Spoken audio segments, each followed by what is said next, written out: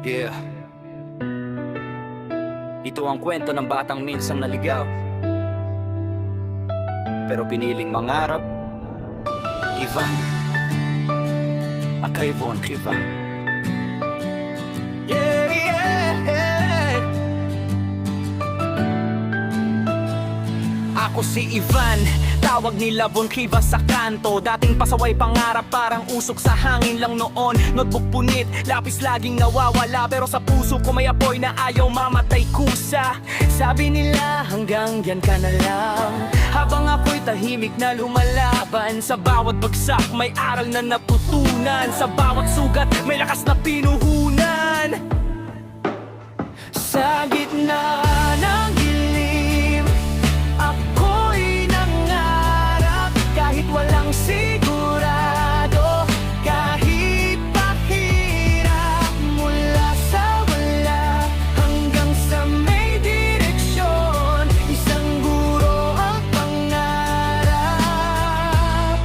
Ito ang misyon.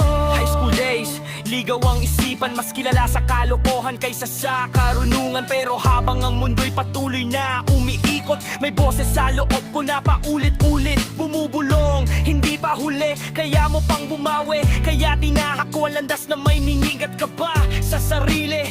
College life, puyat at pressure sa isip, pangarap ang puhunan kahit pulsa'y gipit.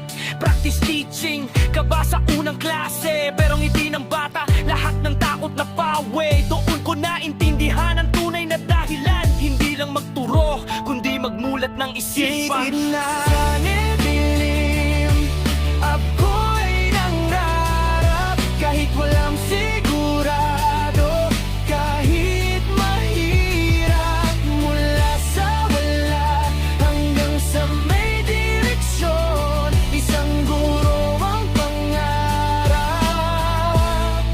Ito ang misyon.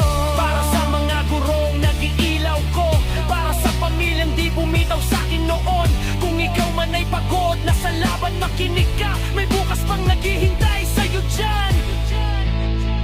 Ngayon hawak ko ang pisa, hindi na pangarap lang. Bawat salitang binibitawan may bigat at pananagutan. Ako si Ivan Von Kiva sa tugtugan, isang gurong lumaban, di sumuko sa hamon ng buhayan. Hindi perpekto pero totoo ang hangarin sa bawat estudyante, pag-asa ang ihahatid. Kung ang rap ay boses ng kaluluwa, ang pagtuturo naman ay misyon ng puso ko talaga. Kung may batang nangarangap tulad ko noon, maniwala ka may saysay ang bawat pagsubok. Ito ang kwento ng pangarap na tinahak, isang guro, isang rapper. Von Kiva ang pangalan. Ta ta ta